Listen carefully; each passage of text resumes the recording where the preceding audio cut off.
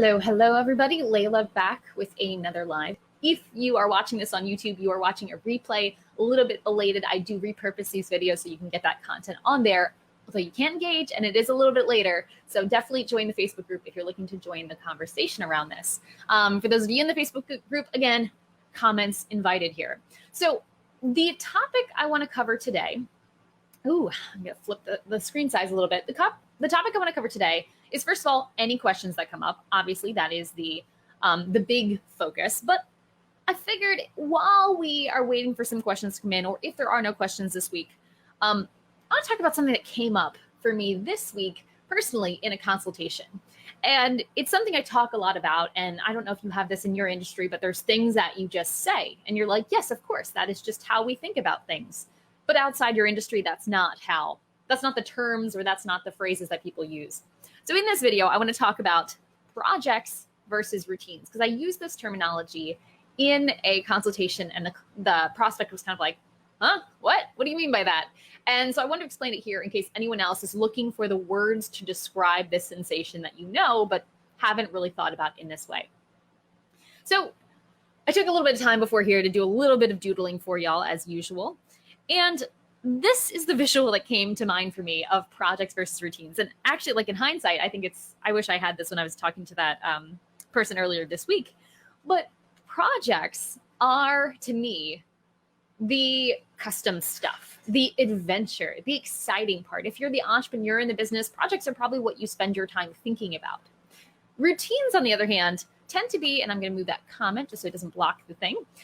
Routines, on the other hand, tend to be a little bit more predictable. They're generally something that is known, that happens on a repeating cycle, or at least happens several times over in a given month or year.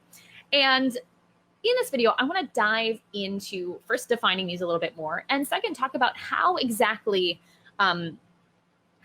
we can use these definitions to actually model our processes accordingly. What's the point of this differentiation? Is it just jargon? I'm not really into just jargon for jargon's sake. So I'll explain kind of why I find this a useful distinction. If you're joining me live, please do leave in the comments any examples you have of kind of the stuff that we're talking about today, or any other questions that come onto your mind based on this topic. So one of the fun things about this just kind of visual that came to my mind this morning is a roller coaster versus that train ride at the amusement park. I guess I'm really getting ready to get out of the house with all this quarantine stuff.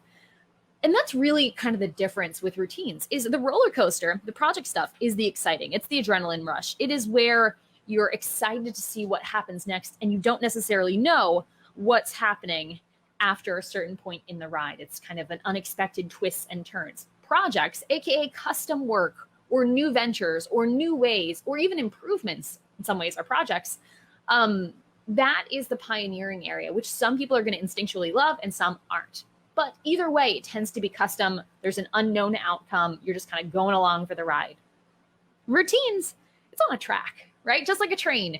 It is on a track. You hop on. It's pretty low key. You can kind of be snoozing in there. You know exactly what's going to happen next. You know the outcome. You're on a set track because you've done this before. Most things start out as projects, just like when you started your business. The stuff that you do now is probably considered a project for you. But it's become a routine as you've gotten more reps in, as you know exactly what the twists and turns are going to be. That's a routine. I have down here, 5% left. No. I have down here that packaged versus custom is another way to think about these routines versus projects. And packaged services versus custom services is kind of what I mean by that. It's that we are having a productized service where you know exactly what the twists or turns are going to be versus a custom service or custom product where you are taking an order from scratch. You are inventing what that design is going to be or what that project roadmap is going to be every time with a custom proposal. That instinctually is going to make it more of a project and less of a routine. I know a lot of the times when we're talking about our services, we are indeed referring to, we call them projects with our clients. But if you have a more productized service, it is more of a routine. So let's just slide over here. I've been listening to a lot of Goldfinger during quarantine. Maybe some of you have too. And E for Everyone really came into my mind at this point, where the routines, because they are known, they've got a set structure. They're and easy for anyone to hop on board. Like just like the train at the theme park, anyone can hop on board a routine and actually help perform those tasks, or at least, maybe not everyone, but almost anyone in your organization, because they're known, they're fixed, they're repeatable routines. Get it? Whereas, you must be this tall to ride is kind of the motto of roller coasters, and your projects are that way. You need a certain kind of mindset, certain person in your company, usually founder, owner, leader, to be able to handle the project side of things. So scrolling over a little bit, what does this mean for a account like ClickUp, for example? Well, routines and projects can come in different shapes depending on how your space is organized. But the one way I like to think about it is either by having a routines area in your ClickUp where it's literally just all of your recurring tasks, which have a set recurring date and SOPs built into them, or they could be built in to your actual area. So if you have social media production, for example, that is going to be a routine, and you might have repeating tasks inside that. So what are some examples of routines? And if you are watching this, feel free to chime in with some of yours. First of all of these things, the first time you do them, will not be routines, but over time, they should be. And these things include things like sending out holiday cards, running payroll, adulting, things like maintaining your house, cars, insurance, and property, price increases, taxes, follow-up, newsletters, all of this stuff could be an example of a routine task in your business. And hint, if any of these ones for you are things that you do regularly, as in more than a few times a year, especially if it's more than a few times a month, and you do not have the process documented, maybe this is your invitation to do that. One of my favorite ones is a price increase or a request for reviews, which I don't have on here, but having that be a recurring quarterly task, or a recurring after 5 new clients, whatever your process is for price increases or asking for reviews, that can be a really nice routine to get in the habit of, because if you want to actually do something, well, you need to make time to actually do it. So that are some examples of some routines. Adulting has been a big one for me as I'm trying to maintain our property here. We've been doing a little bit more of lists around that. So I'll wrap up with this example here of why the difference between projects and routines are important. When you're in project land, you need this guy.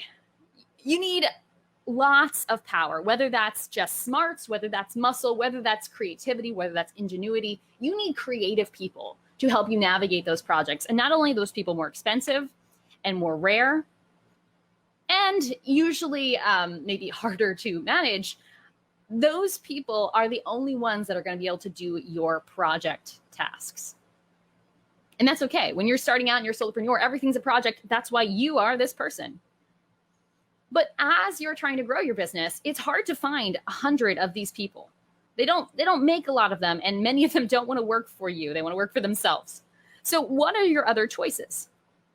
Well, build more routines. With routines, you can create what I like to call equipment for the task at hand. And it might not be physical equipment like I have visualized here. It might be a checklist. It might be a Loom video explaining it. It might be something else entirely. But the idea is you're making it easier to do the task. So a lower skill, or in this physical example, a lower muscle person could perform the same task. This example could be social media. The first time you do social media, you probably want to do it on your own. But as you get some reps in, you have your set structure, you have your content pillars, maybe that's something you then outsource. This all feeds into the belief that you are best outsourcing things that you are already really good at. Outsourcing something you don't yet know how you're going to do is kind of throwing away your money, because odds are you'll be hiring a VA who doesn't know your business, isn't as passionate about yours as theirs. And even if they're excellent, they're going to be coming over here and trying to create systems. It's going to be inefficient. Instead, I'm a proponent of delegating things that you've already got down pat, things that you even enjoy, perhaps, that you have a set structure for. For me, that might be it might be YouTube editing. I've got kind of a rhythm down. For you, it might be following up with leads or exit interviews with clients or staff, things that you've done quite a lot, and you've taken the time to build equipment. What do I mean by equipment here? As the same visual I usually create almost every time here. Oh, you might be checking out, starting to slow down. It could be checklists. It could be videos kind of walking through how to do it. It could be guidelines, decision trees, flow charts, different pieces of structure to help the person actually perform the task without lots of training, without 15 years of experience, or 5 years of working in your company, or the knowledge that the founder has just stuck in their head. Without any of that, how could they do that task? And the answer there is that documentation and video piece. So one of the easiest things any business can do, and I don't think I have anything else prepped here, easiest thing any business can do today to start being a little bit more routine driven is to start writing out your routines. What are they? When they come up, and I'll close this out just in case it does die, when you are finding yourself stumbled upon a task that you have to do a lot, even if you're not planning to outsource it yet, write it down. Even if you don't write the SOP, just write it on a list called routines, or in a section with a recurring due date called pay estimated taxes, or performance reviews, or order new coffee, change the filter, whatever it is. Write that down and give yourself a task to start filling in that SOP. And over time, you've got a task that you know how to do, you've built equipment for, and look, all of a sudden, you don't need a Goliath in order to complete that task. Anyone coming into your business with a few months of working for you could execute that task and execute it correctly without you feeling like you're throwing away your money and time by having someone else do it when it would just be easier to do it yourself. So I know this is a little bit basic for those of you who have been around this world longer, but I think the idea of projects versus routines is one that we probably can't talk about enough, because it is the key. Oh, there it is. It's almost going. Oh, no. It is the key to being able to build a business that you can kind of step away from. That's what you see a lot of us are moving towards, productized services, because we're able to make the service itself routine and set and structured and not franchisable, but at least repeatable without a lot of unknowns. We don't need to hire a bunch of Goliaths. We can hire people who are willing to grow with us, who are maybe lower skill at the beginning, and teach them what they need to know through our own structure. So that is really the piece here on routines versus projects. And if you have any questions about this, I would love to hear them in the comments below. I try to make these videos a little bit more tangible. I know this one's a little bit more big picture, but when you're thinking about workflow mapping, the whole flow chart process, a lot of the times it's like, well, what do I even process? Because you can get really into the weeds in that. Well, one of the easiest things to start with is just to flowchart your routine. And flowchart, maybe you can skip right to the outline stage and just write the steps in your routines. I know some of the ClickUp consultants, we are in a group, and there's a lot of us who have kind of habits around SOP creation. And I think that's a really good habit that all of us could take away here, is just starting to be more diligent and here we go. Create a routine for creating routines in your business. Maybe it's every Saturday, like I know Ashley Schuler does. Maybe it's, maybe it's once a month you have a full day where you block out from client meetings and all you do is work on your own internal systems. Maybe it's every Monday morning for half a day, you as a solopreneur or a team lead focus on getting more things documented. Maybe you have a team and you can just delegate that to your team and say, hey, I want all of you to spend 1 hour this week. We're going to do it all together, even though we're remote. We're going to do a virtual collaboration and we're all going to co-work and create documentation. We all know we need to do it. It's just we need a little bit of a kick in the butt to do it. And hopefully this visual helps spell out why routines have a lot of power, whether you're looking to hire or outsource to a VA or that freedom comes in having the decision and structure made once and then just repeating it, rather than having to kind of pioneer the new way to create your newsletter every single week, even though you do it every single week. So yeah, that's it for this one. I know this is a little bit short. I guess this thing didn't die after all, so woo, good timing for me. But I would love to hear any of your comments in the comments. You know what I mean here. And look, I did a little bit of prep for this one.